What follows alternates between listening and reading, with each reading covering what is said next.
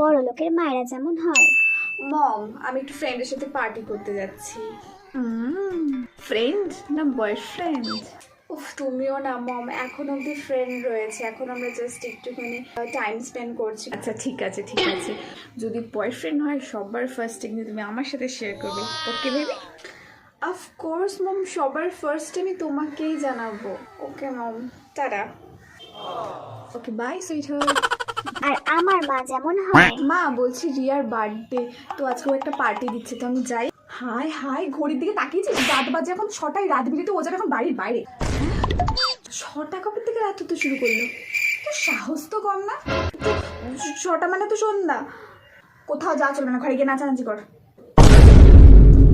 সবাই তো নাইট স্টেও করবে, বাট আমি তো 9টার মধ্যেই চলে আসবো। মা প্লিজ যাই না। আমার মুখে মুখে গেলি এখান থেকে।